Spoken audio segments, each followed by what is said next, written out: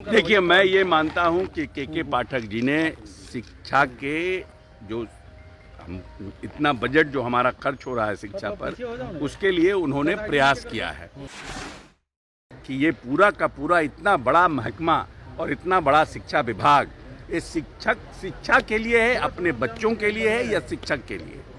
प्रश्न ये है। तो ये बात वहाँ पर है, लेकिन के पाठक के कार्यप्रणाली और कार्यशैली से आज गांव देहात में जाइएगा तो लोग कहते हैं कि जो शिक्षक कभी नहीं आते थे वो भी आना शुरू हुए हैं। जानना राबड़ी देवी जानना क्या चाह रही हैं? हम तो कह रहे हैं कि यहाँ पर सवाल सिर्फ दो बात का है, शिक्षा के लिए शिक्षा विभाग है या शिक्षक के लिए शिक्षा विभाग। हमारे पार्टी का स्टैंड पहले से था कि वन नेशन वन इलेक्शन में कि लोकसभा और विधानसभा के चुनाव साथ हों। कहा है कि शिक्षा मंत्री भी रहेंगे और उस क्लिप को देखा जाएगा, उसको समझा जाएगा, उस पर एक्ट करेंगे। तो आप सभापति को निर्णय करने दीजिए। विधान परिषद में ये प्रश्न उठाया गया था, सभापति ने उस पर कहा है, संज्ञान लिया है। के पाठक की ईमानदारी पर भी सवाल खड़े हो रहे हैं। नीतीश कुमार ने कल कहा कि वो ईमानदार है, आप मानते हैं कि वो ईमानदार है? लेकिन देखिए, मैं ये मानता हूँ कि के पाठक जी ने शिक्षा के जो इतना बजट जो हमारा खर्च हो रहा है शिक्षा पर, उसके लिए उन्होंने प्रयास किया है। जो शिक्षक कभी विद्यालय नहीं आते थे वो भी अब विद्यालय आना शुरू हुए हैं। तो सबसे बड़ा प्रश्न ये है कि ये पूरा का पूरा इतना बड़ा महकमा और इतना बड़ा शिक्षा विभाग ये शिक्षा के लिए है, अपने बच्चों के लिए है या शिक्षक के लिए? प्रश्न ये है।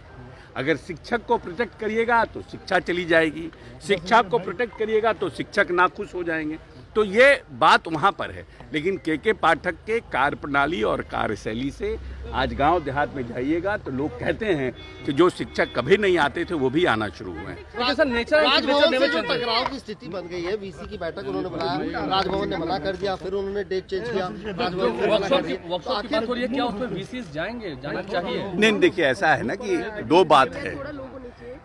शिक्षा विभाग उच्च शिक्षा में, हायर एजुकेशन में, यूनिवर्सिटीज़ में महामहिम राज्यपाल सर्वोपरि हैं।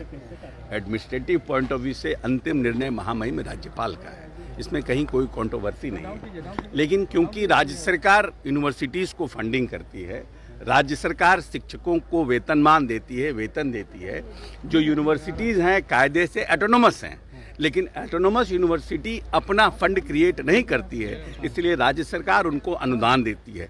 इसलिए राज्य सरकार को भी अपने हिसाब से यूनिवर्सिटीज़ के वाइस चांसलर को बुला करके एकेडमिक कैलेंडर, शिक्षा पर क्या क्या हो रहा है इसकी जानकारी प्राप्त करने का अधिकार है।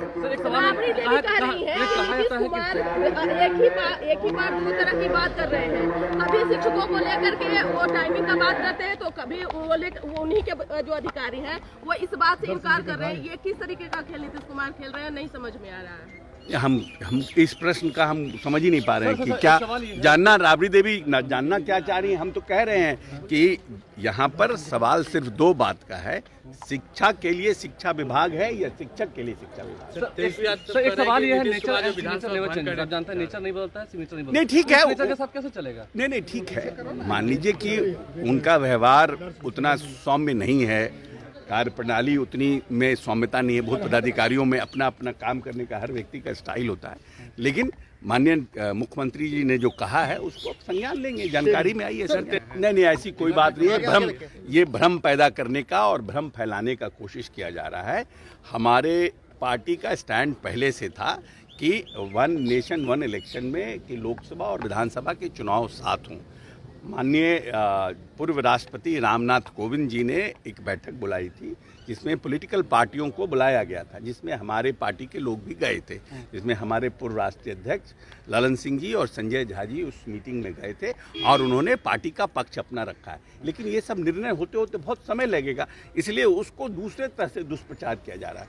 पार्टी का कोई विधानसभा और लोकसभा, अभी के समय में विधानसभा और लोकसभा का कहीं कोई विधानसभा का अर्ली कराने की कोई संभावना नहीं। ऐसे ही खबरों के लिए जुड़े रहे बिहार टॉक से। यूट्यूब पर लाइक और सब्सक्राइब करें, बेल आइकन जरूर दबाएं। फेसबुक, ट्विटर और इंस्टा पर फॉलो करें। धन्यवाद।